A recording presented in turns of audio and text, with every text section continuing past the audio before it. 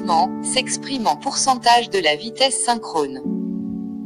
Le glissement du moteur est le résultat de l'interaction entre le champ magnétique du stator et le champ magnétique créé par les courants induits circulant dans le rotor. Les barres du rotor coupent les lignes de force magnétique et produisent ainsi un couple moteur. Quand le moteur ralentit, le glissement augmente, sous l'action de la charge ajoutée, le couple engendré augmente. Les moteurs à induction triphasée sont très robustes et très fiables, c'est d'ailleurs le type de moteur le plus couramment utilisé.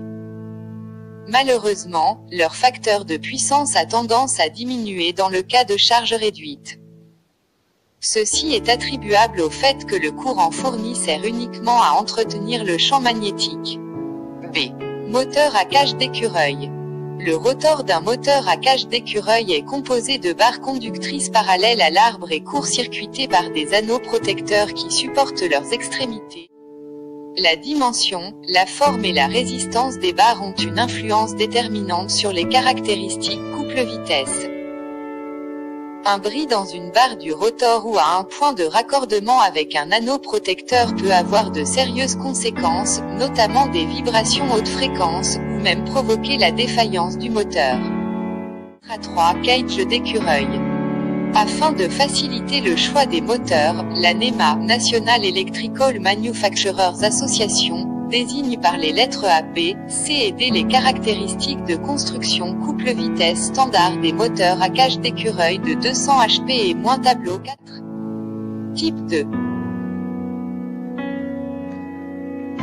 Construction couple de démarrage courant de démarrage couple de crochage et glissement à pleine charge d'emainder d'emploi type S peut utiliser normal élevé plus petit que 5% machine-outil. Ventilateur, pompe normal plus petit que 5% même que SLV normal peu élevé plus petit que 5% compresseur, broyeur, convoyeur de tresse. Élevé peu élevé, au plus grand que 5% poinçonneuse, monte-charge à inertie élevée. 4. Graphique couple vitesse des moteurs de type A, B, C, D. Les moteurs de type B sont les plus courants et conviennent à la plupart des applications.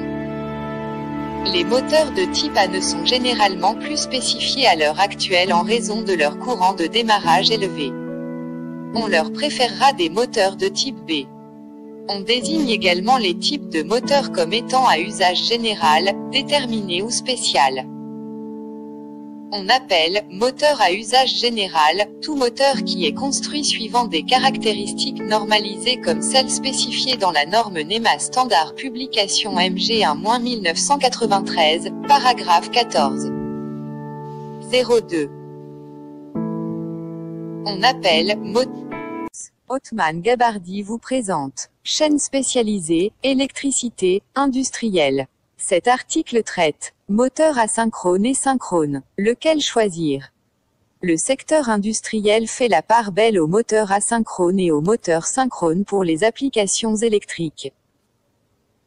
Si les deux moteurs sont constitués d'une partie fixe appelée stator et d'une partie mobile, le rotor, les différences entre ces deux types de moteurs ne sont pas toujours évidentes, pour les professionnels comme pour les amateurs en quête de références de qualité. Quels sont leurs atouts respectifs? En quoi se différencient-ils? Réponse de ce pas. Zoom sur le moteur synchrone. Les moteurs asynchrones et synchrones se différencient par leur rotor. Celui des moteurs synchrones est composé d'un aimant ou d'un électroaimant. Ainsi, ce rotor tourne à la vitesse de synchronisme, le moteur synchrone tourne à la même vitesse que le champ magnétique. Plus les points positifs.